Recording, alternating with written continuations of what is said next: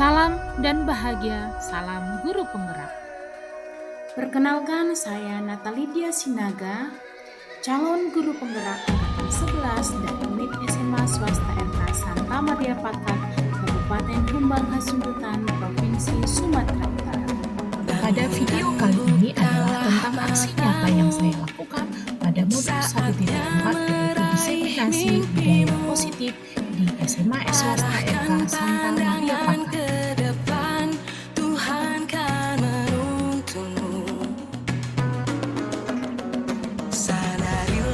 Masa berganti, tantangan kan kita hadapi, bergandeng tangan. Bapak dan Ibu, terima kasih atas kehadirannya pada acara diseminasi budaya positif yang dilaksanakan di SMRK Santa Maria Pakat.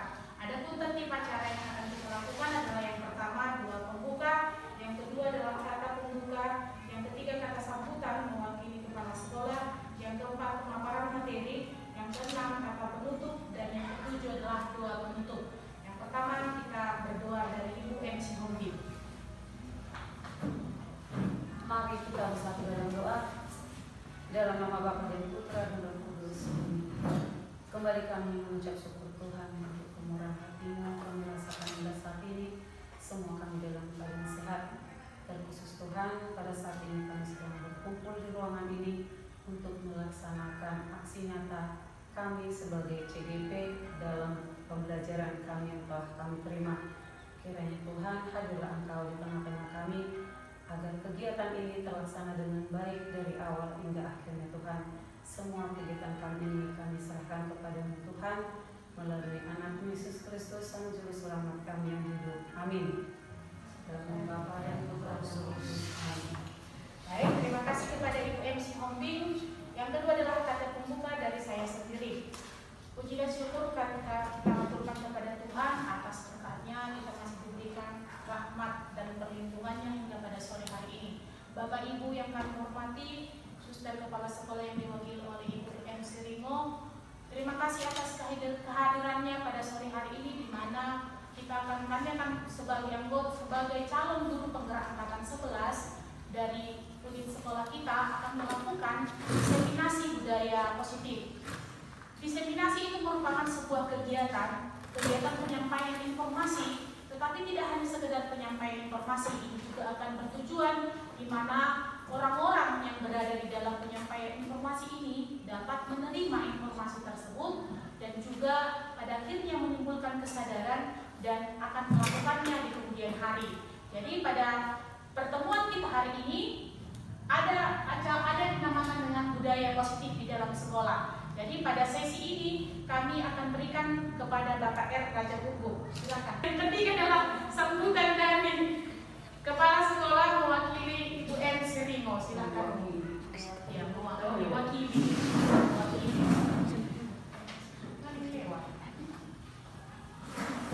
Yang saya hormati Bapak Ibu calon guru penggerak, yang saya hormati juga Bapak Ibu. Yang ketiga adalah sambutan dari kepala sekolah mewakili Ibu M. Serino. Silakan.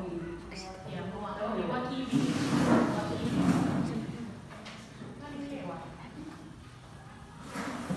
Yang saya hormati Bapak Ibu calon guru penggerak, yang saya hormati juga Bapak Ibu berkumpul di tempat ini dengan keadaan baik dan bahagia.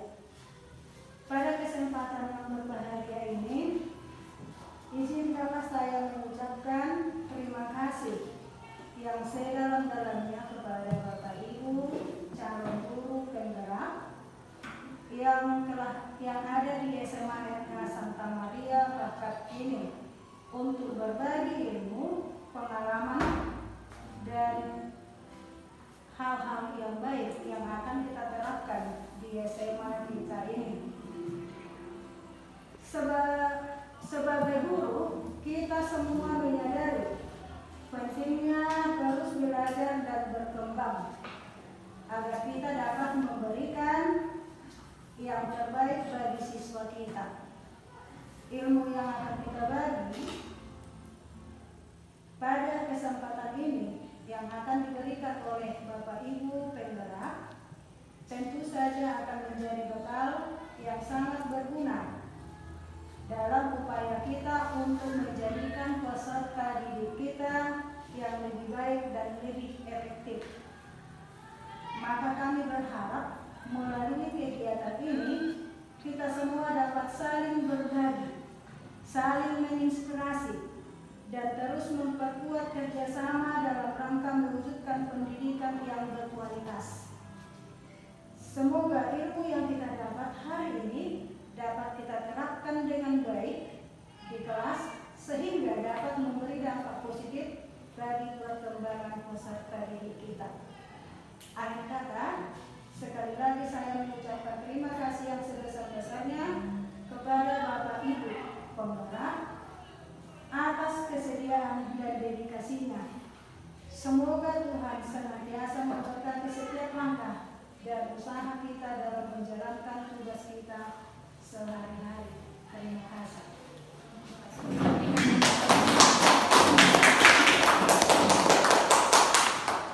Hari ini kami membuatnya menjadi 3 sesi. Sesi yang pertama diawali dari Bapak R. Gajah Guru, yang kedua dari Ibu MC Hombing, dan yang ketiga dari saya sendiri. Waktu dan tempat kami persilakan kepada Bapak R. Gajah Guru. Ya baik, terima kasih kepada Ibu Sinaga yang sudah memberikan waktu kepada saya sendiri. Secara khusus kepada Bapak Ibu Guru rekan sekalian yang sudah memberikan waktu pada kesempatan ini, kita bisa memberikan waktu kita, meluangkan waktu kita tidak pulang ke rumah. Jadi sekali lagi kami ucapkan terima kasih Bapak Ibu. Pada kesempatan ini sesuai dengan yang sudah disampaikan moderator tadi bahwa kami bertiga para guru CGP angkatan 11 sesuai dengan tuntutan dari pendidikan kami bahwa apa yang kami terima dari pendidikan ini yaitu guru penggerak, kami akan mencoba mengembaskan ini Bapak Ibu kepada kita semua. Mungkin hal ini sudah kita dapatkan dan juga sudah kita lakukan dalam kehidupan kita di sekolah ini. Mungkin hanya saja yang perlu ya kita mau mencoba merefresh kembali apa yang sudah kita lakukan itu. Jadi Bapak Ibu, kami 3 sesi.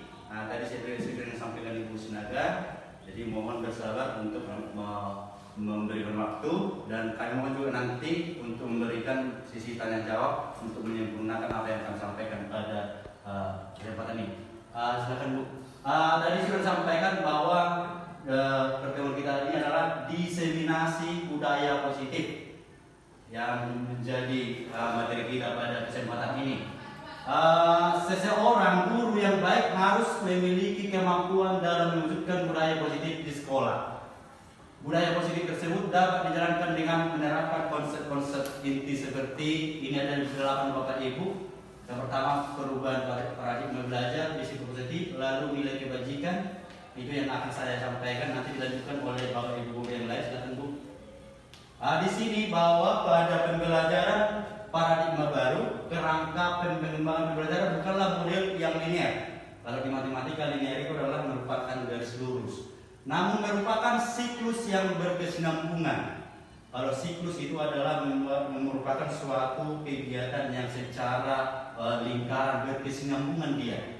Pembelajaran paradigma itu baru mencakup pemetaan standar kompetensi, merdeka belajar, dan asesmen kompetensi minimal, sehingga menjamin ruang yang lebih dewasa bagi pendidik untuk merumuskan rencana pembelajaran dan asesmen sesuai dengan karakteristik dan kebutuhan peserta didik. Ini sudah kita lakukan Bapak Ibu di sekolah. Ada asesmen nasional dan juga ada pemetaan standar kompetensi. Lalu juga sesuai dengan kurikulum kita sekarang adalah yang kita targetkan adalah merdeka belajar. Ketiga kompetensi harus selaras dan juga harus saling mempengaruhi. Keselarasan inilah yang diharapkan dapat mengubah paradigma pembelajaran agar terjadi perbaikan dan pengembangan praktik pembelajaran secara berkelanjutan.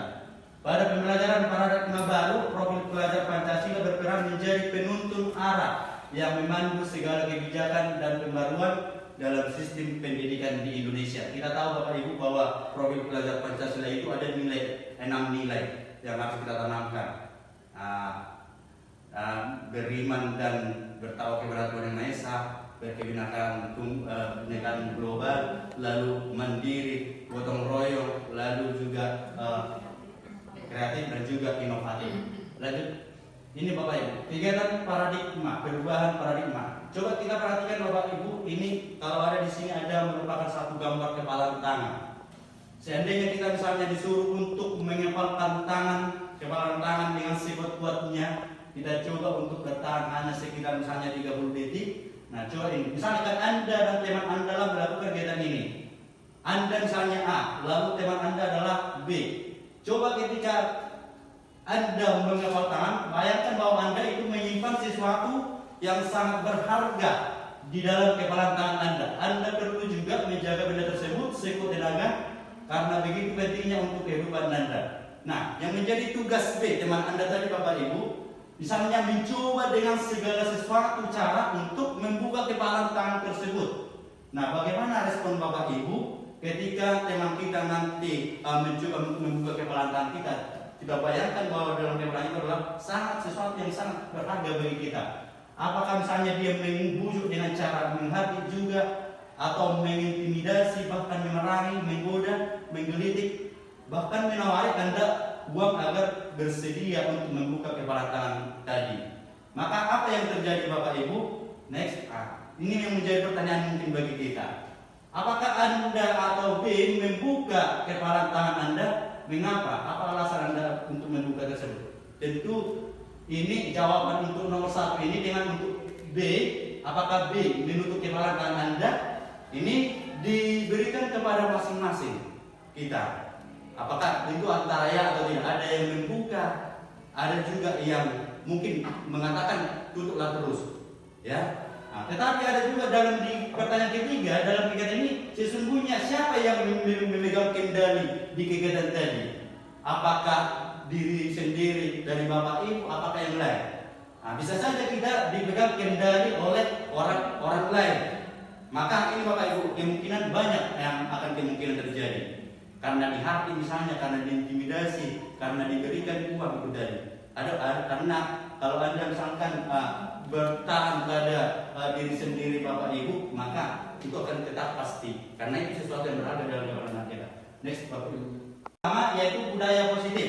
Bapak Ibu, untuk mengubah budaya yang positif, sekolah perlu menyediakan lingkungan belajar yang positif, aman dan nyaman agar murid-murid mampu berpikir, bertindak dan juga mencipta dengan merdeka, mandiri dan bertanggung jawab. Nah, salah satu strategi yang perlu ditinjau ulang adalah bagaimana bentuk disiplin yang dijalankan selama ini di sekolah kita. Apakah itu sudah selaras dengan yang disampaikan oleh Bapak Ki Hajar Dewantara, oleh pencetus pendidikan kita terdahulu? Next Bapak Ibu. Nah, ini Bapak Ibu, bisa kita perhatikan ada di sini miskonsepsi tentang teori kontrol. Ada di sini kita gambar, dalam ini ada 2 orang, satu yang mencoba memberikan senapan di belakangnya. Nah, ini menandakan bahwa seseorang itu ada dikontrol oleh orang lain. Ada 4. Yang pertama adalah ilusi mengontrol murid. Kemudian yang kedua adalah ilusi bahwa semua penguatan positif efektif dan bermanfaat. Yang ketiga adalah ilusi bahwa kritik dan membuat rasa bersalah untuk mampu menguatkan karakter. Kemudian ilusi bahwa orang dewasa berhak memaksa. Nah, ini yang kita alami mungkin Bapak Ibu selama kita melaksanakan proses pembelajaran untuk menghadapi anak-anak kita. Lanjut Bu. Nah, saya jelaskan satu persatu ya Bapak Ibu, bahwa teori kontrol ini menurut Dr. William Glasser ini disampaikan bahwa ilusi mengontrol murid itu adalah pada dasarnya kita tidak dapat memaksa murid untuk berbuat sesuatu jika murid tersebut memilih untuk tidak melakukannya. Walaupun tampaknya guru sedang mengontrol perilaku murid, hal demikian terjadi karena murid sedang mengizinkan dirinya dikontrol. Saat itu bentuk kontrol pun menjadi kebutuhan dasar yang dipilih murid tersebut. Teori kontrol menyatakan bahwa semua perilaku memiliki tujuan, bahkan terhadap perilaku yang tidak disukai. Contohnya Bapak Ibu, kalau misalnya kita lihat di sekolah, kita mengajar di kelas. Mungkin kadang kita menyampaikan kepada murid ada sesuatu yang semua harus membaca. Coba nak kita baca semua secara serentak. Tetapi ada beberapa di antara anak kita itu atau satu orang pun yang mungkin dia tidak mau membaca. Dia tidak mau membaca. Lalu kita harus dengan memaksa. Maka di sini kita bahwa kita adalah menunjukkan aturan. Harus kau baca. Padahal anak itu tidak bersedia. Maka di sini itu yang dikatakan bahwa ilusi itu mengontrol murid, guru yang mengontrol murid. Lalu sebaiknya apa yang kita lakukan supaya tidak terjadi ilusi mengontrol murid? Sebaiknya kita sampaikan apakah baik. Bisakah Anda misalkan membaca yang singkat saja? Atau apakah kamu mampu membaca yang harus bersama? Mungkin dia tidak suka untuk bersama saling membaca, kan mungkin hanya dalam berkelompok. Itu maksudnya di sini Bapak Ibu. Lalu yang kedua, yaitu ilusi bahwa semua penguatan positif efektif dan bermanfaat. Penguatan positif atau rujukan adalah bentuk-bentuk kontrol segala sesuatu usaha untuk mempengaruhi murid agar mengulangi suatu perilaku tertentu. Adalah suatu usaha untuk mengontrol murid tersebut dalam jangka waktu tertentu. Kemungkinan murid tersebut akan menyadarinya dan mencoba untuk menolak rujukan kita, atau bisa jadi murid tersebut menjadi bergantung pada pendapat sang guru atau berusaha. Contoh Bapak Ibu, mungkin di kelas kita dalam melakukan pembelajaran, ketika kita menjanjikan sesuatu kepada siswa, mungkin kita biasakan memberikan suatu penghargaan kepada siswa, misalnya berupa stiker misalnya dalam tugas-tugasnya. Itu kita buat. Tapi pada saat itu anak-anak semua bersemangat. Tetapi apa yang terjadi ketika kita tidak bisa bertahan untuk melanjutkan itu, maka tiba-tiba apa yang terjadi Bapak Ibu? Maka otomatis siswa kita mungkin dia akan mengalami penurunan untuk semangat. Jadi drastis, tidak ada banyak hadiah. Bapak Ibu itu enggak konsisten untuk melaksanakan, memberikan reward, hadiah kepada kami. Maka mereka jadi menurun. Lanjut Ibu. Selanjutnya, ilusi bahwa kritik dan membuat orang merasa bersalah dapat menguatkan karakter.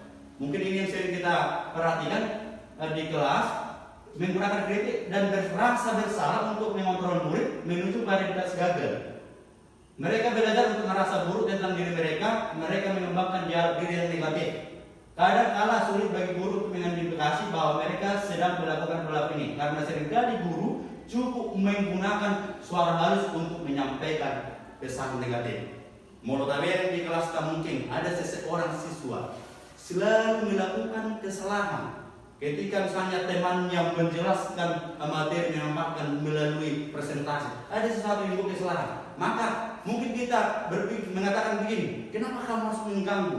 Gara-gara mereka tidak fokus.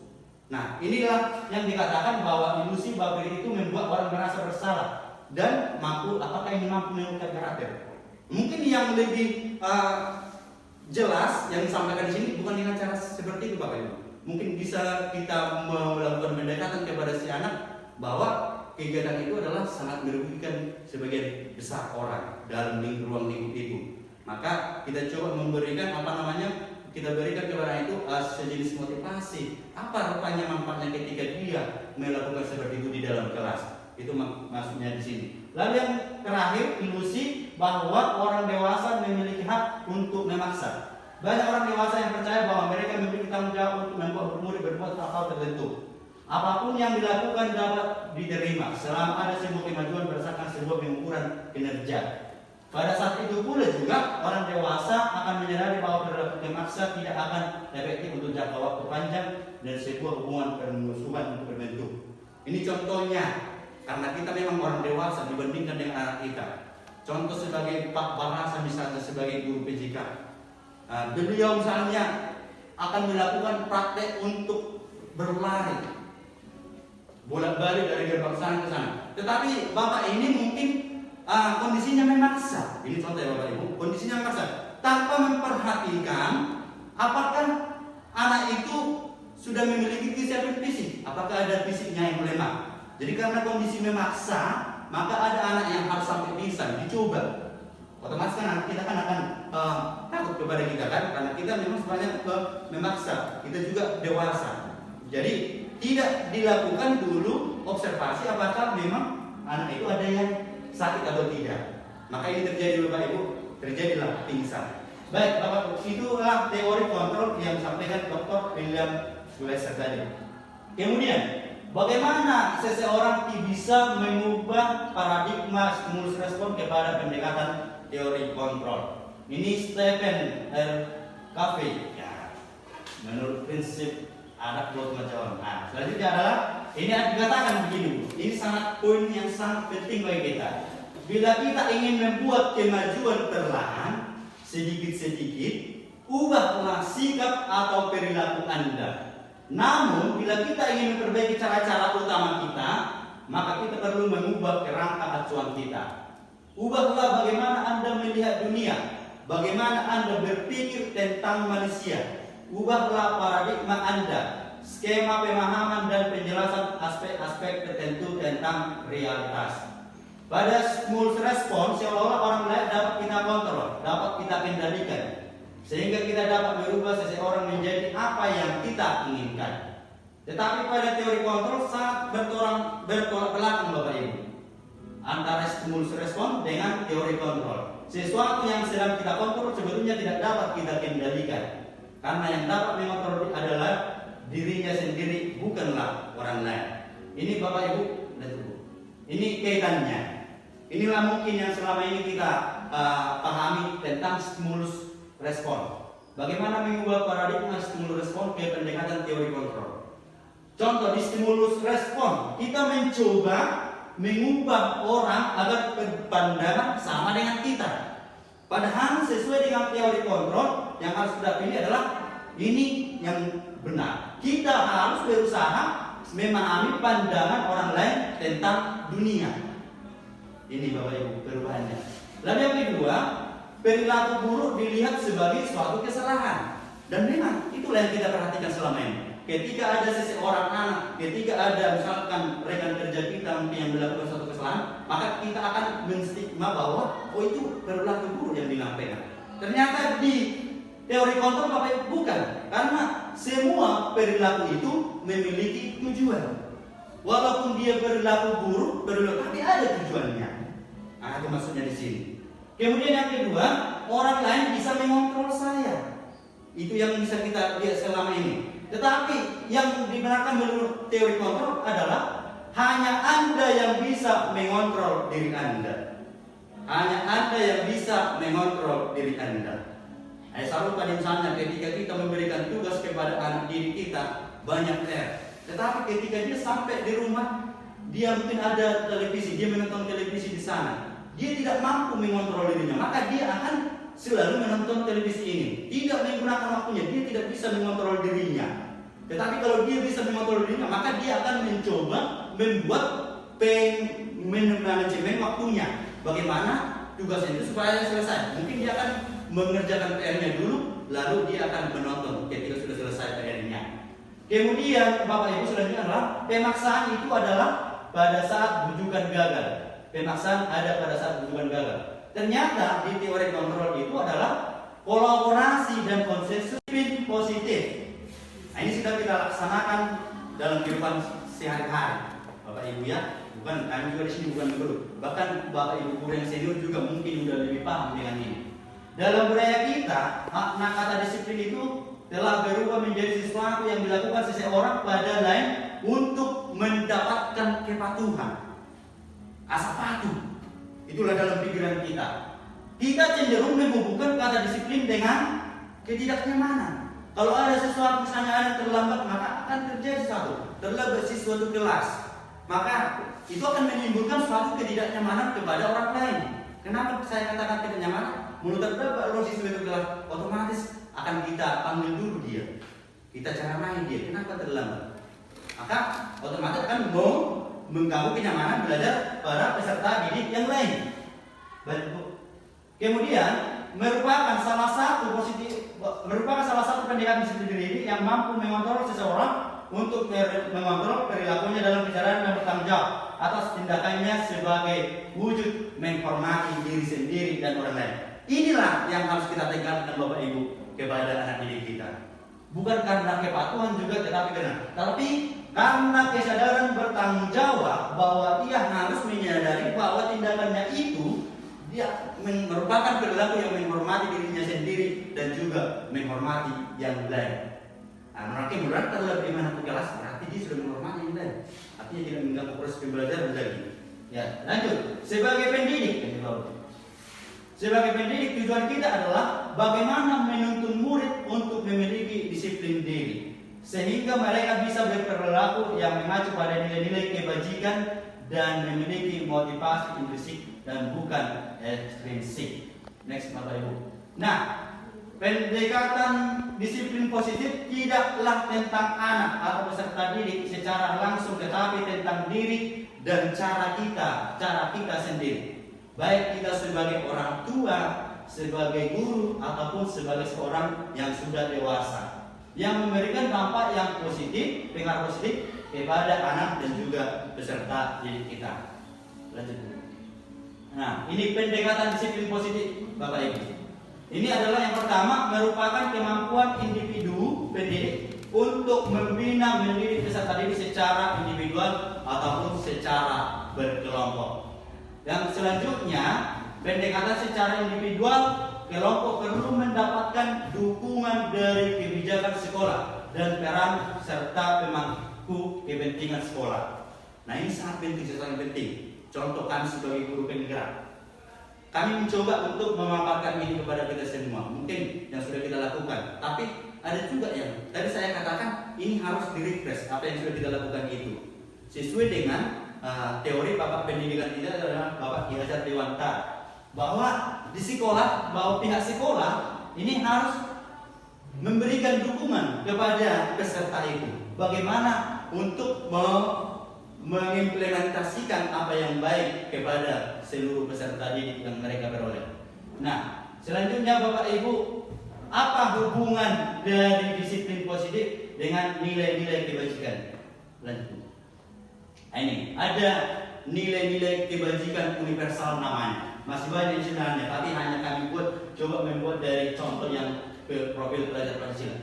Nilai-nilai kebajikan adalah sifat-sifat positif manusia yang merupakan tujuan mulia yang ingin dicapai setiap individu. Nilai yang disepakati itu harus bersama, Bapak Ibu. Nah, bisa saja kita sepakati melalui lintas bahasa, lalu suku dari peserta didik kita, lalu dari agama maupun dari latar belakang yang berbeda. Karena siswa kita adalah semuanya beragam, berbeda mereka. Lalu apa yang menjadi hubungan kaitannya dengan nilai kebajikan? Ini contoh profil belajar Pancasila yang merupakan kebajikan universal. Yang pertama adalah beriman dan bertakwa kepada Tuhan yang Maha Esa dan berakhlak mulia. Ini sudah kita laksanakan. Yang kedua adalah mereka harus bisa kita buat secara mandiri. Misalnya dalam kegiatan-kegiatan OSIS juga, maka kita ciptakan mereka bagaimana supaya mereka mandiri untuk melaksanakan tugas tanpa harus dikontrol oleh guru mengontrol murid. Tetapi bukan berarti kita Bapak Ibu guru lepas dari kegiatan mereka. Kita di sana hanya sebagai salah satu manajer yang memperhatikan mereka. Kemudian yang ketiga adalah bernalar kritis. Nah, mungkin beberapa dari kita ini sudah menyampaikan ini di dalam kelas ya, untuk bernalar kritis kepada siswa. Kemudian berkebinekaan global. Lalu yang kelima, bergotong royong. Bergotong royong ini dalam kehidupan kita sehari-hari ini, bagaimana mereka terlibat dalam satu kegiatan. Mungkin dalam kelompok juga itu termasuk gotong royong, Bapak Ibu. Ketika kita suruh mereka untuk mengerjakan tugas. Ada udah siswa orang mati-mati salah misalnya. Ya, apakah ketika tampil baru pura-pura maju semua ke depan?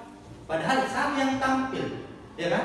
Tetapi kita harus mencoba ini, bagaimana supaya mampu bergotong royong untuk sama-sama mengerjakan tugas yang diberikan oleh kita kepada mereka. Kemudian yang terakhir adalah yaitu kita harus mampu membimbing siswa untuk lebih kreatif. Inilah nilai-nilai kebajikan universal yang mungkin kita kaitkan dengan disiplin positif yang kami sampaikan di awal tadi. Demikian Bapak Ibu di sisi mungkin kita lanjut ke sesi kedua, kita berikan untuk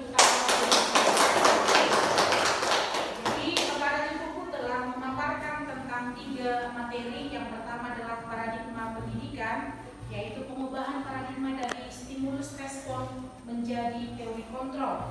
Yang kedua adalah tentang disiplin positif, dan yang ketiga adalah nilai kebajikan.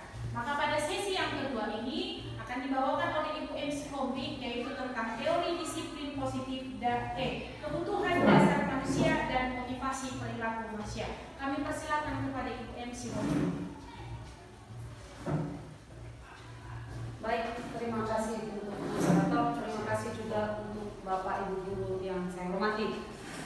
Tadi sebelumnya Bapak Raja Guru telah menjelaskannya materi, ada 3 materi, yaitu tentang bagaimana teori atau paradigma dan juga tentang disiplin-disiplin positif. Sebenarnya itu semua sudah pernah kita hadapi di sekolah kita, di kehidupan kita sebagai guru.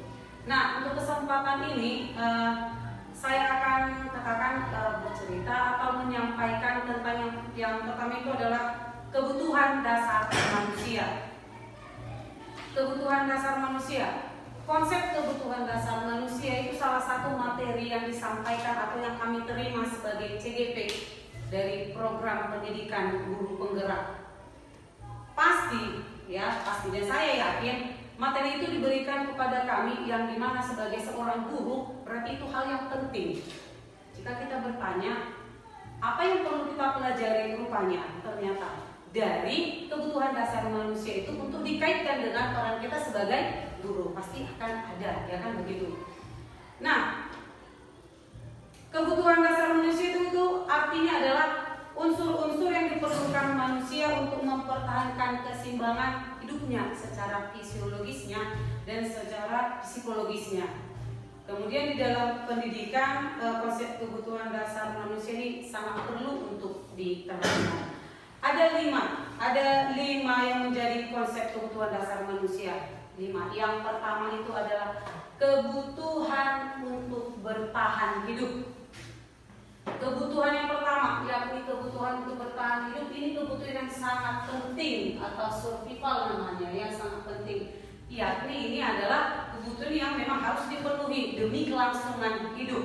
Jadi ini kaitannya dengan soal makan, minum, ataupun untuk bernapas fisiologis ya, itu untuk tetap bertahan hidup. Artinya itu dulu supaya kebutuhan dasar lainnya bisa juga dipenuhi. Nah, yang kedua, untuk kebutuhan dasar yang kedua itu adalah kebutuhan kasih sayang dan rasa diterima. Ketika kebutuhan dasar pertama yang sangat penting sekali sudah terpenuhi, maka perlulah kita juga memiliki kebutuhan untuk namanya rasa kasih sayang dan dapat diterima. Setiap manusia pasti membutuhkan rasa kasih sayang dan dapat diterima dari orang sekitarnya. Sudah pasti itu ya, kita bahkan ya, nggak usah kita jauh memikirkan peserta didik, kita pribadi pun pasti sangat membutuhkan kebutuhan dasar ini. Nah, pemenuhan akan kasih sayang dan yang namanya rasa diterima ini penting dalam perkembangan karakter seseorang. Ya, seorang anak jika dia tumbuh atau hidup dengan orang-orang sekitar yang menyayangi dia dan dia merasa dapat diterima, yakinlah si anak itu akan bertumbuh menjadi memiliki karakter yang memiliki rasa percaya diri dan juga memiliki rasa empati. Tapi sebaliknya, jika seorang anak dia bertumbuh di lingkungan sekitarnya yang katakan kurang menerima atau bahkan kurang kasih sayang, si anak ini cenderung akan menjadi orang yang kurang percaya diri. Jadi di dalam sekolah, di pendidikan kita pasti sudah erat kaitannya dengan peserta didik. Nanti peserta didik itu ibaratnya seperti cerita tadi seorang anak. Karena kita kan seorang pendidik, guru. Bukan hanya sekedar memberikan materi apa yang harus kita berikan. Berarti dalam artian anak-anak itu tetap membutuhkan yang namanya kasih sayang dan rasa diterima.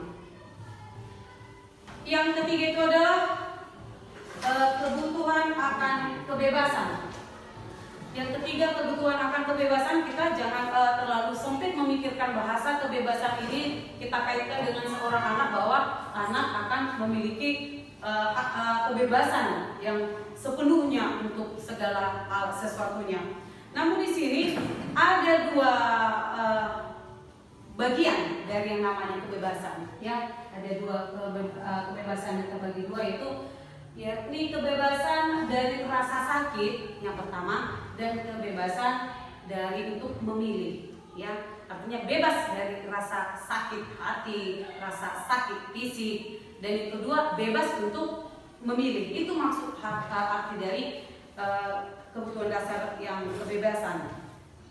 Sementara kalau dia kebebasan untuk yang dari rasa sakit itu cenderung mendekati yang namanya rasa sakit secara fisik ataupun psikologis. Kemudian kalau yang dikatakan kebebasan untuk memilih itu mendekati ke namanya peserta didik, yang dimana dia bebas memilih untuk menjadi apa dirinya.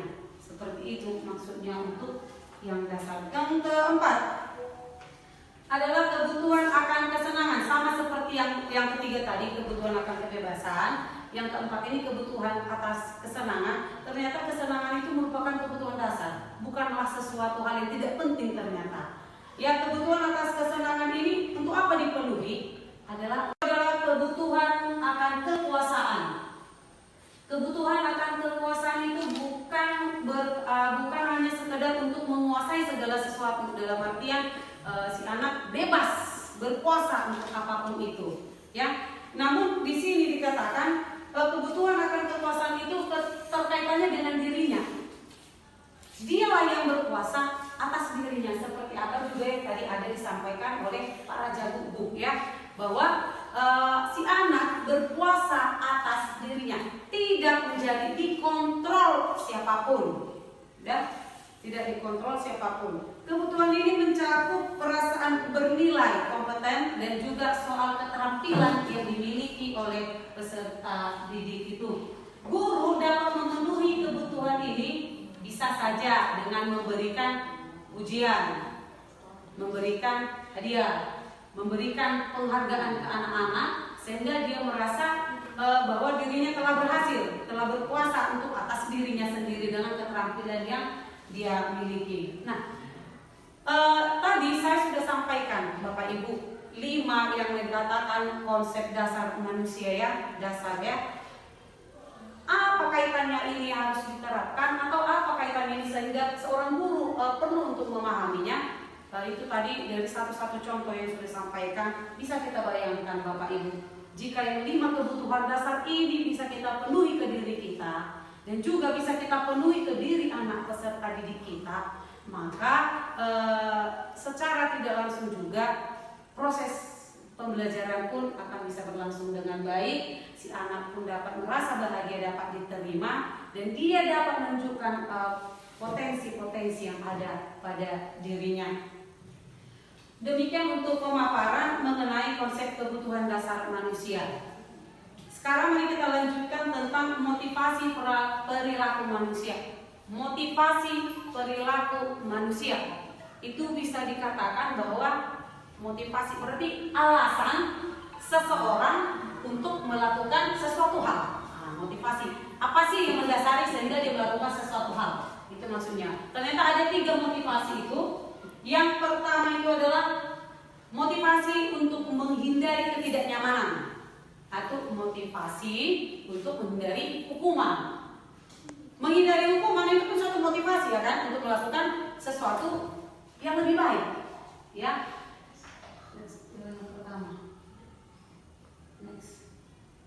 Nah, menghindari hukuman atau ketidaknyamanan, ya. Ini adalah tingkat terendah dari motivasi perilaku manusia. Walaupun ini diakui sebagai satu alasan atau motivasi seorang anak untuk melakukan hal baik, tetapi ini dianggap menjadi adalah level terendah dari ketiga motivasi yang nanti akan saya paparkan.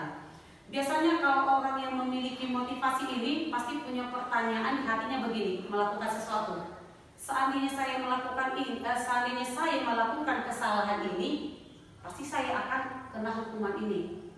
Dengan begitu dia tersadar, saya nggak mau kena hukum, maka saya tidak akan mau melakukan kesalahan. Memang tujuannya baik, hanya motivasinya itu merupakan motivasi eksternal yang bukan muncul dari dirinya, tetapi muncul hanya karena ada sebuah kata takut dihukum, tidak suka dihukum. Nah, itu untuk motivasi yang pertama.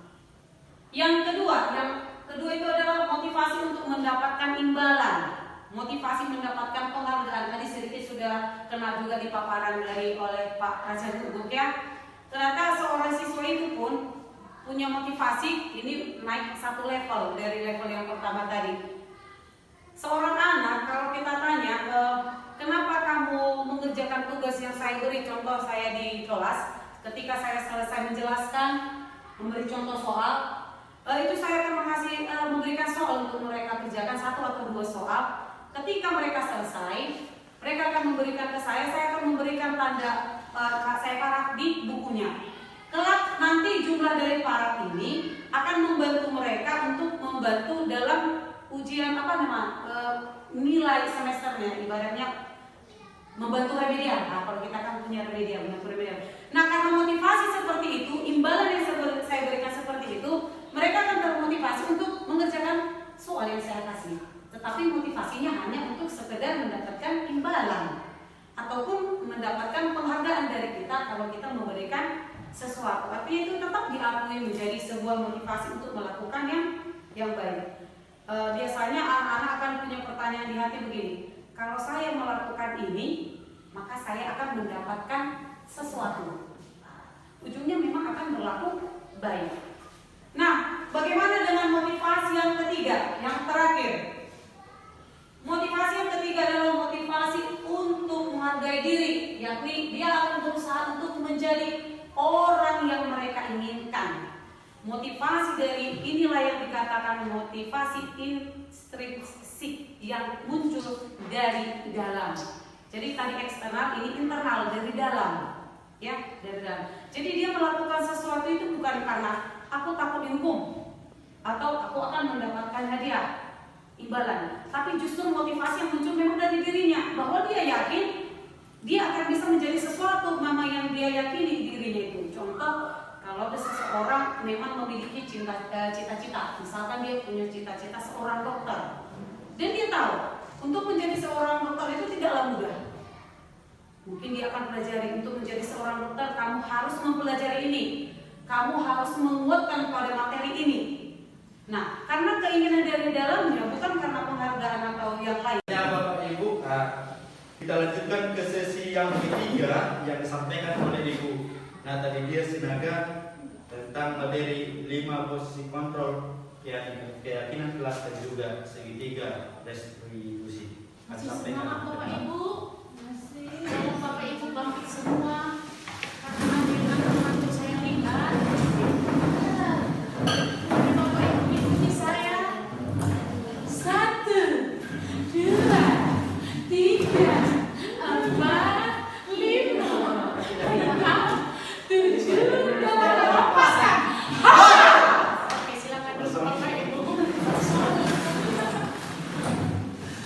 Soalnya ini cocok untuk Ibu hamil. Kita baik, terima kasih kepada Bapak Raja Guguk yang telah memberikan kesempatan kepada saya. Ini sesi yang ketiga Bapak Ibu, sesi yang paling terakhir. Jadi tolong perhatikan saya. Silakan mulai Bu, tunjukkan dulu profil saya. Baik, saya awali dari salam guru penggerak. Salam dan bahagia. Jadi guru penggerak itu memiliki sebuah salam, namanya adalah salam dan bahagia. Maksudnya adalah ketika kita untuk menyampaikan sesuatu, kita harus menyampaikan salam dan harus dalam perasaan bahagia. Begitu ya Bapak Ibu. Kemudian lanjut. Berikutnya, pada kegiatan hari ini yaitu diseminasi budaya positif, ini kami laksanakan untuk memenuhi tugas kami, yaitu melakukan aksi nyata pada modul 1.4, yaitu tentang penerapan dan diseminasi budaya positif. Ya. Tadi sudah dijelaskan, jadi seperti ini Bapak Ibu. Mungkin tadi di awal tidak dijelaskan budaya positif itu apa. Jadi budaya positif itu adalah nilai-nilai yang diyakini oleh seseorang, dan kalau sudah diyakini sampai tertancap di dalam hati, dan pada akhirnya ini menjadi sebuah karakter atau ciri khas. Seperti itu kira-kira. Jadi maksudnya pada pertemuan kali ini kami mau mengimbaskan apa saja kira-kira inti atau apa sajakah yang harus dipersiapkan oleh guru supaya bisa menanamkan budaya positif di dalam lingkungan sekolah. Jadi yang harus dibenahi oleh guru adalah pemahamannya tentang beberapa konsep inti yang sudah dijabarkan oleh Bapak Raja Hukum dan Ibu Sihombing tadi. Dan jadi untuk menciptakan sebuah karakter di dalam diri peserta didik, Bapak Ibu, kita harus memahami tadi yang pertama itu adalah perubahan paradigma belajar. Kita harus merubah paradigma belajar kita selama ini supaya kita bisa mencapai budaya positif tadi. Yang kedua adalah kita harus mengetahui apa saja disiplin positif, nilai-nilai kebajikan, kebutuhan dasar manusia, motivasi perilaku manusia. Dan yang tiga ini akan saya bawakan, yaitu tentang posisi kontrol guru, keyakinan kelas, dan segitiga restitusi. Dan mudah-mudahan Bapak Ibu ketika kita sudah memahami lebih mendalam tentang konsep inti ini, konsep inti budaya positif ini, kita bisa menjadi orang yang bisa menciptakan budaya positif di dalam lingkungan sekolah kita atau bahkan di dalam lingkungan kelas kita. Seperti itu, sehingga kita bisa menciptakan, kita bisa mewujudkan peserta didik yang memiliki karakter. Berikutnya adalah keyakinan sekolah atau kelas. Lanjutkan, Bu. Pertanyaan romantik. Mengapa kita perlu memiliki peraturan tentang penggunaan helm atau penggunaan masker ketika masa pandemi? Kira-kira itu kita lakukan untuk apa? Tujuannya?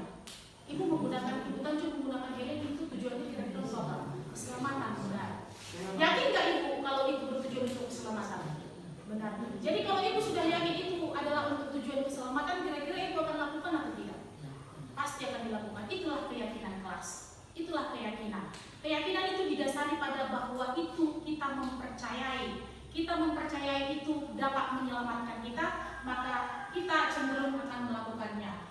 Seseorang akan lebih tergerak dan bersemangat untuk menjalankan keyakinannya daripada hanya sekedar mengikuti serangkaian peraturan. Ya.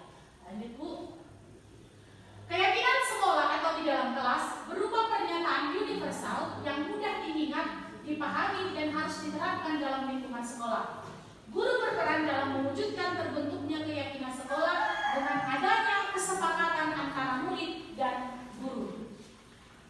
Pertanyaannya, apa yang kita pakai? Keyakinan atau peraturan? Jadi cenderung misalkan sekolah kita, pasti kita akan menurut peraturan di dalam sekolah, kan gitu kan? Kira-kira dari definisi tadi, mana yang sebaiknya harus kita pakai? Keyakinan atau peraturan? Keyakinan sekolah, keyakinan kelas. Baik, lanjut, Bu. Keyakinan perbedaan antara keyakinan kelas dan peraturan kelas. Peraturan, Pak, kita katakan perbedaan antara keyakinan dan peraturan. Keyakinan itu dihasilkan atas kesepakatan antara guru dengan murid. Lalu dia memuat nilai-nilai kebajikan dan akan dilaksanakan dengan penuh kesadaran sehingga dapat berpengaruh pada perubahan tingkah laku. Keyakinan kelas dapat memotivasi siswa secara intrinsik dan ekstrinsik dan dapat membentuk budaya positif di sekolah. Sedangkan peraturan itu ditetapkan hanya sepihak dan searah dan hanya dibuat untuk mengatur perilaku siswa sesuai yang diinginkan oleh pihak tersebut. Dan biasanya menggunakan kalimat yang negatif, misalnya dilarang, jangan, tidak boleh. Itulah peraturan. Sedangkan keyakinan itu mengandung kata-kata atau kalimat yang positif. Contoh keyakinan kelas yang pertama adalah setiap anggota kelas perlu belajar. Artinya kalau kita buat ini peraturan, boleh dikatakan tidak ada yang tidak aktif gitu kan. Jadi kalau membuat keyakinan itu sebaiknya kita menggunakan kata yang positif. Tidak ada kata negatif. Jangan menggunakan kata jangan, tidak boleh, harus, seperti itu. Itu adalah kata negatif. Atau mungkin contoh yang kedua adalah setiap anggota kelas perlu merasa aman. Itulah kira-kira beberapa contoh kalimat-kalimat yang boleh kita gunakan ketika ingin membuat sebuah keyakinan kelas. Kami sudah mencoba membuat keyakinan kelas di kelas 11 F11. Jadi di sini ada model yang kami gunakan adalah model Y namanya. Lalu ada model Y, terdengar, terlihat, dan berperilaku. Langkah yang bisa digunakan adalah yang pertama, kita menyiapkan lembar stick seperti itu, stick note seperti itu. Lalu mungkin kita arahkan siswa kita pertama-tama membuat keyakinan yang terdengar dulu. Kita bagikan, lalu semua siswa harus berhak. Sudah, tapi kita tempelkan. Nanti di sini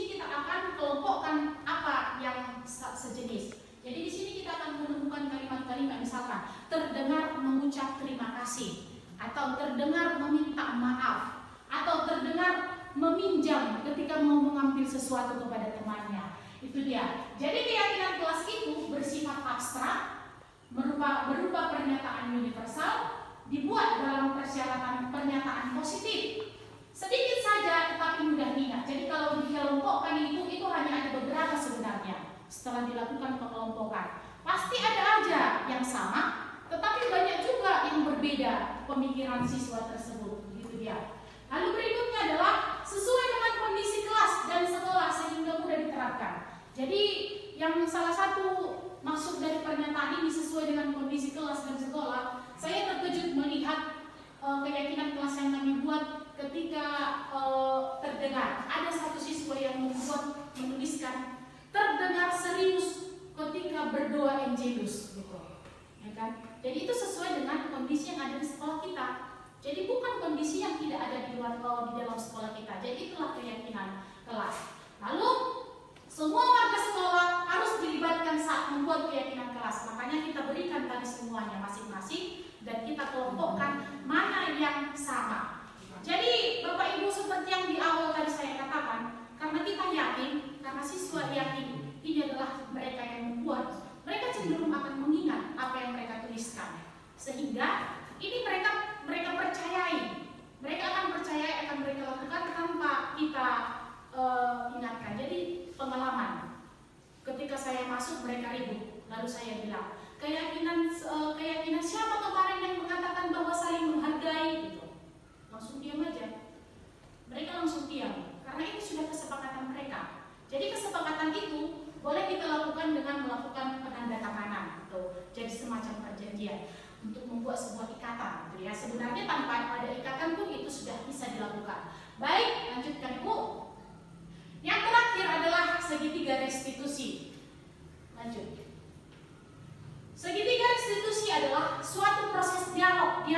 Bapak Ibu sudah menyita waktunya, tapi mungkin inilah, ya, sedikit lagi ini untuk kita bersama. Berikutnya adalah keyakinan sekolah atau kelas. Lanjutkan Bu. Pertanyaan romantik. Mengapa kita perlu memiliki peraturan tentang penggunaan helm atau penggunaan masker ketika masa pandemi? Kira-kira itu kita lakukan untuk apa? Tujuannya? Ibu kan cuma menggunakan helm itu tujuannya kira-kira untuk apa? Keselamatan, benar. Yakin nggak Ibu kalau itu bertujuan untuk keselamatan? Benar. Jadi kalau Ibu sudah yakin itu adalah untuk tujuan keselamatan, kira-kira Ibu akan lakukan atau tidak? Pasti akan dilakukan. Itulah keyakinan kelas. Itulah keyakinan. Keyakinan itu didasari pada bahwa itu kita mempercayai. Kita mempercayai itu dapat menyelamatkan kita, maka kita cenderung akan melakukannya. Seseorang akan lebih tergerak dan bersemangat untuk menjalankan keyakinannya daripada hanya sekedar mengikuti serangkaian peraturan. Ya. Lanjut Bu. Keyakinan sekolah atau di dalam kelas berupa pernyataan universal yang mudah diingat, dipahami, dan harus diterapkan dalam lingkungan sekolah. Guru berperan dalam mewujudkan terbentuknya keyakinan sekolah dengan adanya kesepakatan antara murid dan guru. Pertanyaannya, apa yang kita pakai? Keyakinan atau peraturan? Jadi cenderung misalkan sekolah kita, pasti kita akan menurut peraturan di dalam sekolah, kan gitu kan? Kira-kira dari definisi tadi, mana yang sebaiknya harus kita pakai? Keyakinan atau peraturan? Keyakinan sekolah, keyakinan kelas. Baik, lanjut Bu. Keyakinan, perbedaan antara keyakinan kelas dan peraturan kelas. Peraturan Pak, kita katakan perbedaan antara keyakinan dan peraturan. Keyakinan itu dihasilkan atas kesepakatan antara guru dengan murid, lalu dia memuat nilai-nilai kebajikan dan akan dilaksanakan dengan penuh kesadaran sehingga dapat berpengaruh pada perubahan tingkah laku. Keyakinan kelas dapat memotivasi siswa secara intrinsik dan ekstrinsik dan dapat membentuk budaya positif di sekolah. Sedangkan peraturan itu ditetapkan hanya sepihak dan searah dan hanya dibuat untuk mengatur perilaku siswa sesuai yang diinginkan oleh pihak tersebut dan biasanya menggunakan kalimat yang negatif, misalnya dilarang, jangan, tidak boleh. Itulah peraturan. Sedangkan keyakinan itu mengandung kata-kata atau kalimat yang positif. Contoh keyakinan kelas yang pertama adalah setiap anggota kelas perlu belajar. Artinya kalau kita buat ini peraturan, boleh dikatakan tidak ada yang tidak arti gitu kan. Jadi kalau membuat keyakinan itu sebaiknya kita menggunakan kata yang positif. Tidak ada kata negatif.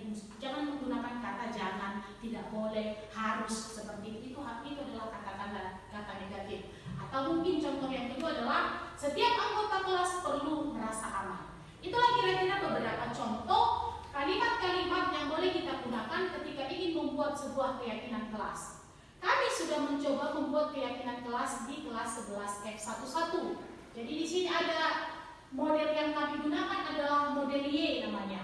Lalu ada model Y, terdengar, terlihat, dan berperilaku. Langkah yang bisa digunakan adalah yang pertama, kita menyiapkan lembar stick seperti itu, stick note seperti itu. Lalu mungkin kita arahkan siswa kita pertama-tama membuat keyakinan yang terdengar dulu. Kita bagikan, lalu semua siswa harus berhak.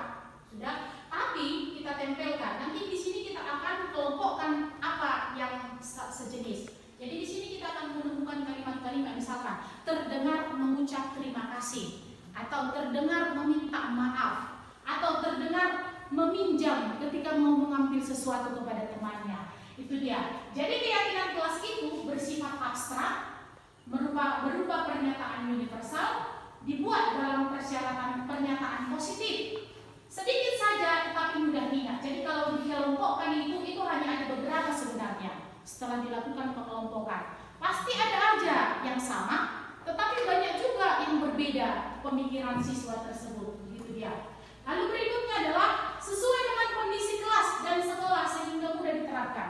Jadi yang salah satu maksud dari pernyataan ini sesuai dengan kondisi kelas dan sekolah, saya terkejut melihat keyakinan kelas yang kami buat ketika terdengar. Ada satu siswa yang menuliskan terdengar serius ketika berdoa Angelus, gitu, ya kan? Jadi itu sesuai dengan kondisi yang ada di sekolah kita.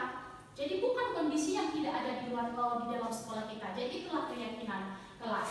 Lalu semua warga sekolah harus dilibatkan saat membuat keyakinan kelas. Makanya kita berikan tadi semuanya masing-masing dan kita kelompokkan mana yang sama. Jadi Bapak Ibu seperti yang di awal tadi saya katakan, karena kita yakin, karena siswa yakin ini adalah mereka yang membuat, mereka cenderung akan mengingat apa yang mereka tuliskan. Sehingga ini mereka percayai. Mereka akan percayai, akan mereka lakukan tanpa kita ingatkan. Jadi pengalaman. Ketika saya masuk mereka ribut. Lalu saya bilang, keyakinan siapa kemarin yang mengatakan bahwa saling menghargai gitu. Langsung diam aja. Mereka langsung diam. Karena ini sudah kesepakatan mereka. Jadi kesepakatan itu boleh kita lakukan dengan melakukan penandatanganan atau jadi semacam perjanjian untuk membuat sebuah ikatan, gitu ya. Sebenarnya tanpa ada ikatan pun itu sudah bisa dilakukan. Baik, lanjutkan Ibu. Yang terakhir adalah segitiga restitusi. Lanjut. Segitiga restitusi adalah suatu proses dialog. Lanjut. Segitiga restitusi adalah suatu proses dialog ini, berarti percakapan. Suatu proses percakapan yang dijalankan oleh murid atau orang tua dengan guru ataupun anak kita, sehingga menghasilkan murid yang mandiri dan bertanggung jawab. Jadi ini segitiga restitusi ini bisa kita lakukan bukan hanya kepada murid, tetapi kepada anak kita. Terkadang pengalamannya saya sendiri ketika melakukan segitiga restitusi ini kepada siswa saya berhasil, tetapi kepada anak saya kurang berhasil. Seperti itu untuk menerapkan ini. Jadi memang benar-benar harus dikuasai. Lanjutkan Bu. Ada 3 tahapan segitiga restitusi, ada 3 langkah-langkah ketika kita ingin melakukan sebuah segitiga restitusi. Yang pertama adalah menstabilkan identitas. Yang kedua adalah validasi tindakan yang salah, dan yang ketiga adalah menanyakan keyakinan. Yang pertama Bu, menstabilkan identitas. Apa yang dilakukan ketika kita berada di tahap pertama? Yang pertama adalah prinsipnya, membuat kesalahan adalah bagian dari proses pembelajaran, sehingga dapat menggeser identitas gagal ke identitas sukses. Artinya begini, Ketika seorang murid itu melakukan kesalahan, kita perlu menstabilkan identitasnya. Maksudnya menstabilkan identitasnya, kita boleh misalkan menggunakan kalimat seperti ini. Semua orang pernah berbuat salah. Saya juga pernah seperti kamu berbuat salah. Jadi kita stabilkan identitasnya bahwa dia supaya dia tidak merasa gagal, bahwa dia bukan orang satu-satunya yang pernah melakukan itu. Kenapa kita perlu melakukan itu? Karena jika kita tidak melakukan itu, dia cenderung akan menjadi berbohong, menjadi tidak terbuka. Kalau saya terbuka, pasti akan kau dihukum, seperti itu kan? Jadi ini diawali dari stabilkan emosi dulu. Kita katakan dulu, saya juga pernah terlambat.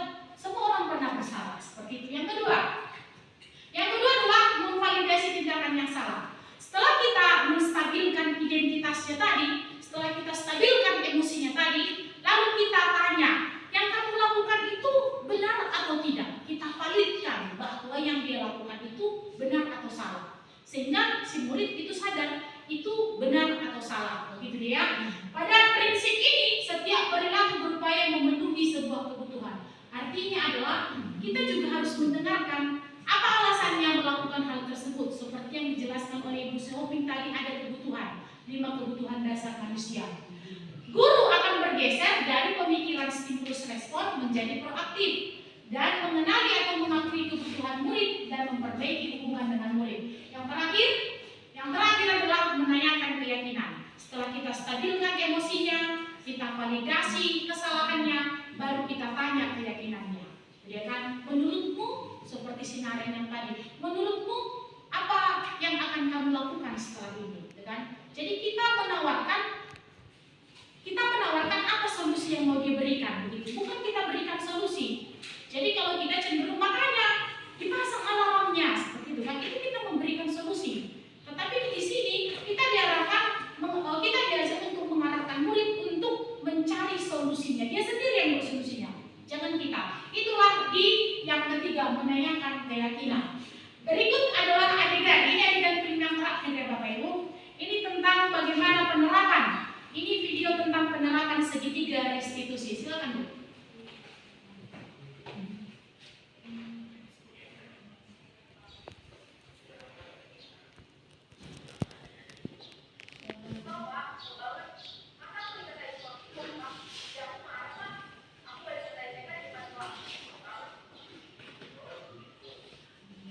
Menstabilkan identitas ya Bapak Ibu.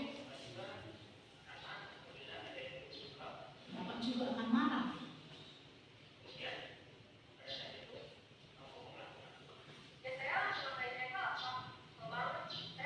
Kita validasi kesalahannya.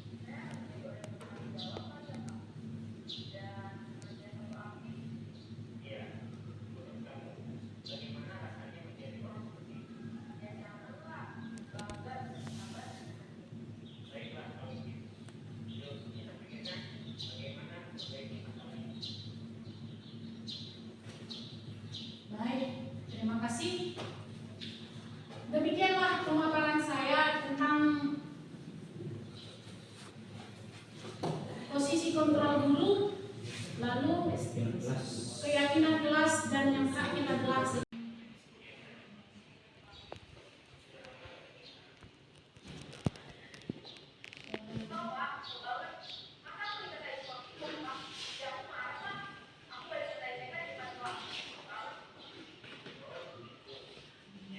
menstabilkan identitas ya Bapak Ibu. Bapak juga akan marah.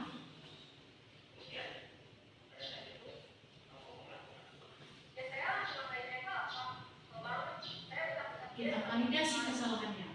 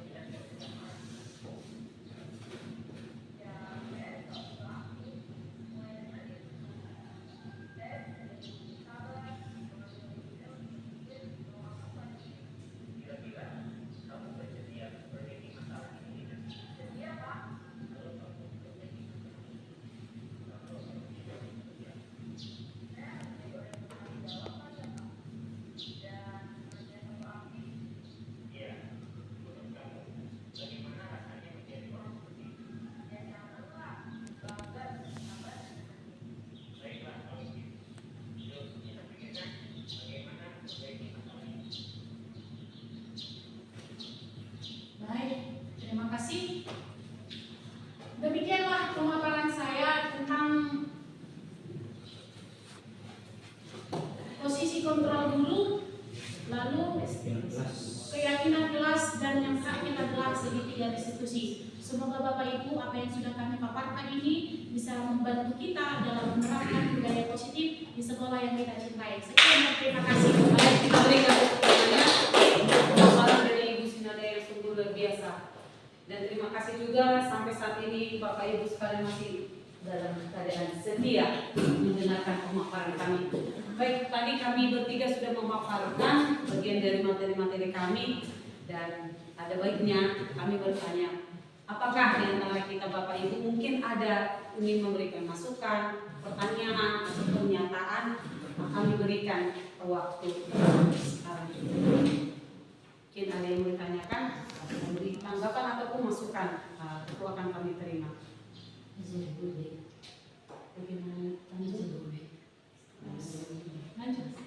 Oke, baik, terima kasih. Semoga dengan pemaparan kami tadi ya, dan kami memang CGP ini diharapkan untuk dapat menyampaikan ini, itu yang diberikan judul diseminasi, yakni mau menyampaikan apa yang telah kami pelajari. Semoga bisa kita terapkan di dalam kehidupan pembelajaran kita. Sekian dan terima kasih.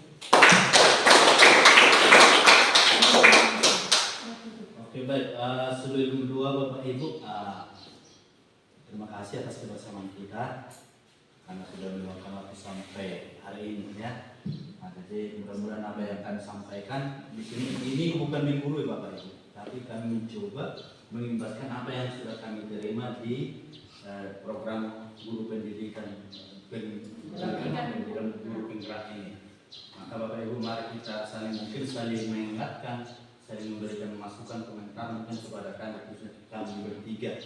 Dan nantinya juga Bapak Ibu juga yang lain juga terpanggil juga dalam kegiatan pendidikan ini. Demikian yang bisa kami sampaikan untuk hari ini. Kami ucapkan sebanyak-banyaknya terima kasih. Dan untuk yang terakhir adalah doa penutup yang kami sudah disampaikan oleh saya sendiri. Baik, mari kita berdoa dalam nama Bapa dan Putra dan Roh Kudus. Amin.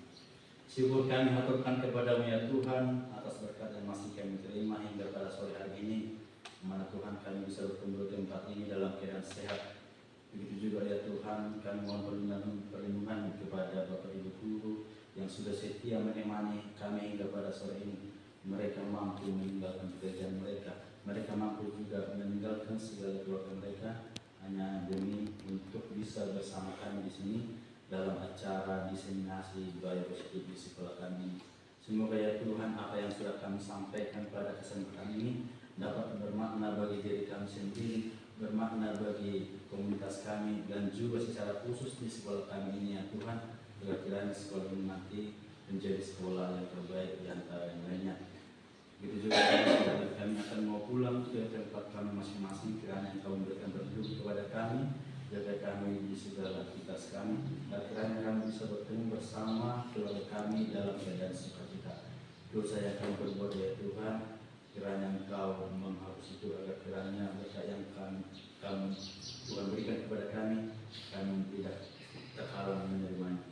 Melalui yang kami sampaikan kepada Tuhan melalui perantara Yesus Kristus, kami berdoa dan mengucap syukur kepada-Mu. Amin. Dalam nama Bapa dan Putra dan Roh Kudus. Amin. Amin. Oras.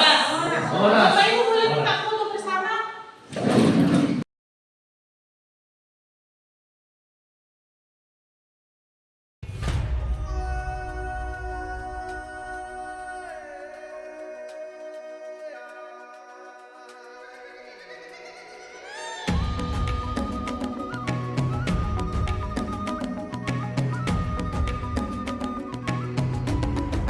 Selamat siang anak-anak.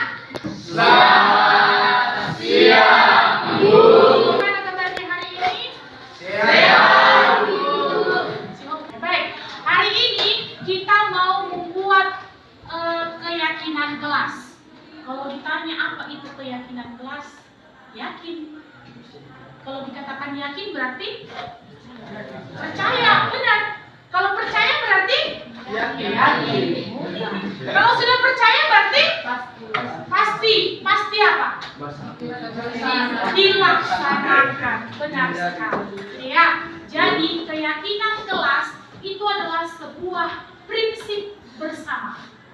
Sebuah prinsip bersama tentang nilai-nilai yang baik yang disepakati bersama oleh kelas, bersama dengan teman sekelas, bersama dengan guru, dan itu sama seperti yang kita katakan tadi. Kita buat keyakinan kita, berarti kalau sudah yakin, maka pasti apa? Pasti akan dilakukan. Dengan apa? Dengan terpaksa atau senang hati? Dengan senang hati. Kenapa kamu melakukan itu dengan senang hati?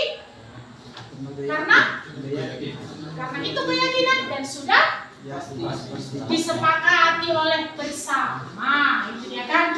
Nah, keyakinan kelas kita ada 3 kategori. Ada yang terdengar, terlihat, berperilaku. Jadi nanti Ibu akan bagikan stick note ini, kamu isi. Kira-kira nanti kan pasti ada sekitar 31 orang. Lalu nanti kita akan kelompokkan mana yang mirip.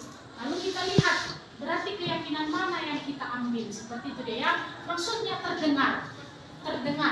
Apa yang biasanya didengar? Misalkan terdengar, oh keyakinan kelas ini hampir sama dengan aturan sekolah, peraturan. Tetapi perbedaannya adalah kalau peraturan itu menggunakan kata-kata yang negatif. Tidak boleh merokok, kan begitu kan? Jangan terlambat. Kalau keyakinan kelas, dia itu mengandung kata positif. Sudah, jadi misalkan terdengar meminta maaf. Sudah. Atau yang lainnya, terdengar permisi ketika itu sebelum meminjam sesuatu. Ini bukan hanya peraturan antara kalian, tetapi dengan ibu guru, dengan pelajaran, di dalam proses pembelajaran juga begitu. Terlihat ini bagaimana? Apa yang dilihat oleh mata? Misalkan berpakaian rapi, itu dia. Apalagi yang lainnya? Lalu berperilaku. Misalkan seperti apa coba? Sopan, benar sekali. Jadi lebih terarahlah nanti apa keyakinan-keyakinan yang ada di kelas kita. Ingat, dengan kata tadi, keyakinan kelas itu kita buat bersama dan dengan harapan ini akan dilakukan juga oleh bersama, ya. Jadi di sini Ibu akan kembalikan, kita mau yang pertama itu dulu. Kita selesaikan dengan yang pertama. Terdengar, oke? Saatnya meraih mimpimu, arahkan pandangan ke depan, Tuhan kan Katakan apa yang terdengar? sadarilah masa berganti, tantangan kan kita hadapi. Saya satu-satu dari sini yang benar. Gandeng tangan untuk negeri, era kita menanti berseri. Kita belajar Pancasila, kita bernafas dalam sila-silanya. Kita belajar Pancasila, ayo kita jaga untuk Indonesia. Bersatu dalam perbedaan, berpegang tangan dan berlari. Singkirkan egomu, oh kawan, demi negeri ini. Baik, jadi di sini ada beberapa. Coba yang dibacakan ya. Setelah dikelompokkan tadi ada beberapa keyakinan yang kita temukan. Yang pertama itu adalah terdengar berbicara sopan kepada guru dan teman sekelas. Setuju? Setuju. Sama ini juga terdengar dapat diandalkan. Maksudnya gimana terdengar dapat diandalkan? Yang berikutnya terdengar mengucap terima kasih. Mantap Ibu. Setuju ya? Mengucap terima kasih atas apa?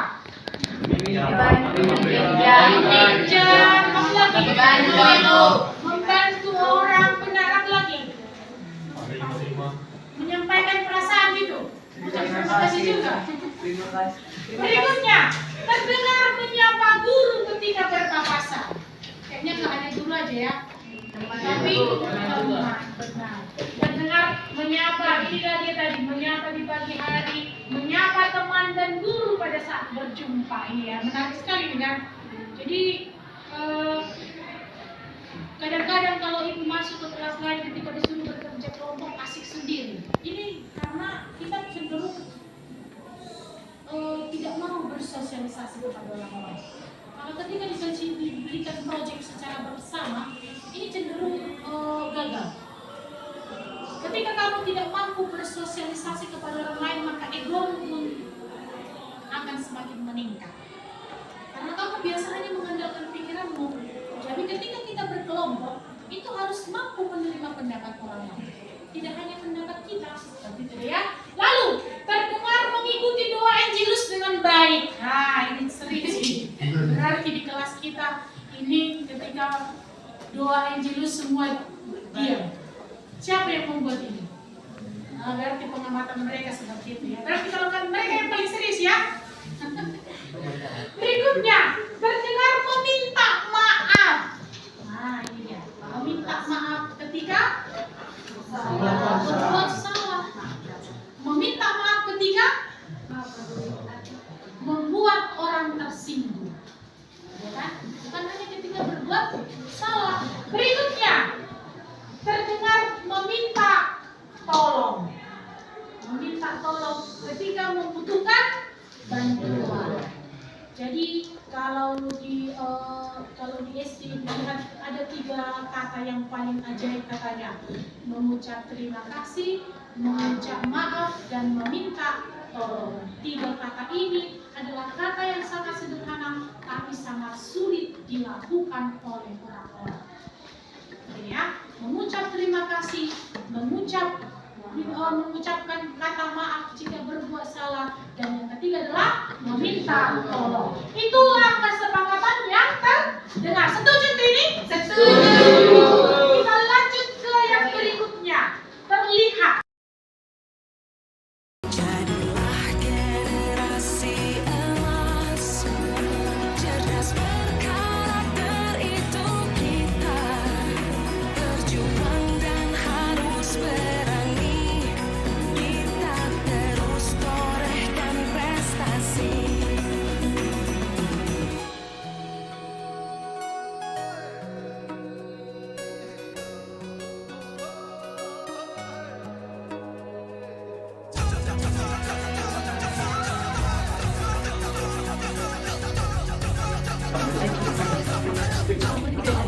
Kita belajar Pancasila, kita hapuskan sila-silanya.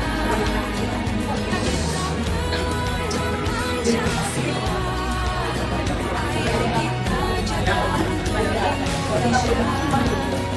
Kita belajar Pancasila, kita menafaskan sila-silanya. Melihat membersihkan ruangan kelas dengan melakukannya bersama-sama, rajin membuang sampah, mengutip sampah, mengikuti gotong royong, membersihkan ruangan. Berarti ini terlihat bersama-sama, saling membantu, saling bekerja sama untuk apa? Menjaga kebersihan. Ya, itu intinya kan, sama-sama menjaga kebersihan di dalam lingkungan sekolah maupun di dalam kelas. Yang berikutnya, terlihat adil, berbuat baik, setia, sederhana, peka terhadap, terlihat saling melengkapi katanya. Berarti ini menurut kalian kesimpulannya apa? Ini lebih kepada apa? Kepedulian, benar. Lalu apa? Hubungan, gitu kan? Hubungan interaksi yang baik antara sesama teman yang ada di dalam kelas Lucius. Ya, hubungan yang baik, membina hubungan yang baik dengan teman yang ada di kelas. Yang pertama tadi apa? Apa tadi yang pertama? Menjaga kebersihan. Yang berikutnya terlihat berpakaian rapi, memakai pakaian sekolah, terlihat memakai pakaian sekolah. Ini dia, berpakaian rapi ke sekolah. Contoh berpakaian rapi itu apa dapur? Menggunakan atribut, boleh. Apa lagi? Pakai musdala. Iya, bajunya musdala. Iya, musdala. Jangan lagi warna. Kayak keren kan? Itu dia, ya kan? Yang berikutnya, terlihat aktif di dalam pembelajaran. Inilah dia. Aktif di dalam pembelajaran, bersosialisasi dengan mudah kepada teman. Terlihat setiap hari datang ke sekolah. Berarti aktif dan rajin, gitu ya, aktif di dalam kelas. Berikutnya, terlihat membantu teman yang kesulitan, terlihat membantu. Ini luar biasa ya. Banyak orang yang sudah tidak peduli kepada temannya. Dia sudah melihat temannya kesulitan, tetapi karena temannya inilah tadi terdengar meminta tolong. Antara meminta tolong dan membantu itu sesuatu yang sangat erat. Orang cenderung tidak mau membantu karena apa? Dia katakan orang dia tidak minta tolong kok, gitu kan? Kenapa dia tidak minta tolong? Karena mulutnya sangat sulit sekali untuk mengatakan minta tolong. Jadi meminta tolong dan membantu itu dua hal yang tidak bisa dipisahkan. Jadi biasakan kalau kamu tidak mampu ucapkan tolong. Kan? Ketika temanmu sudah meminta tolong, saatnya kamu apa? Membantu, jangan jadi sombong. Nah, kerjain mak, nggak tahu gitu kan? Tidak boleh seperti itu. Itulah hal yang harus kita rubah. Berikutnya yang paling terakhir ini yang paling ibu suka. Terlihat ceria, gembira, dan tersenyum. Semua dulu tersenyum. Melihat senyum si Fani yang paling tulus seperti ini dari dia. Karena senyumnya yang paling terlihat saling merasakan pahit dan manis. Kehidupan siapa yang paling menderita ini? Nah, itu dia ya. Ini ya, setuju tuh ini semua? Setuju. Boleh mau kita cabut? Oh, semua? Baik, sekarang kita lanjut ke yang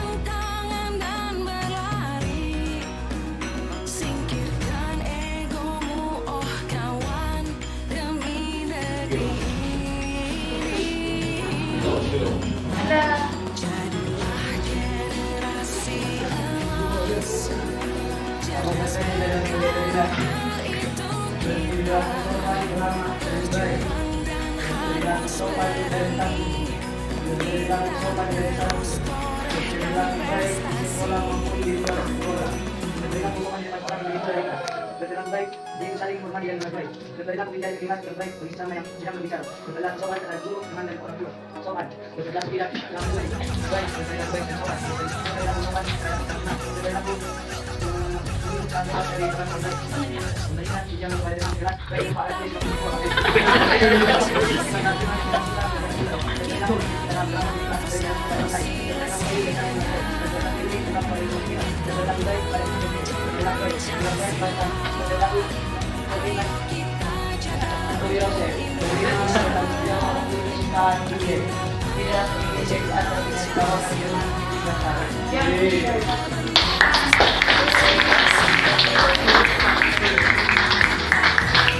Inilah keyakinan kelas yang akan kita laksanakan bersama tanpa ada unsur paksa. Setuju semua? Setuju. Ada yang merasa ini terpaksa? Tidak. Siapa yang sepakat untuk melaksanakan keyakinan kelas kita? Semua sepakat?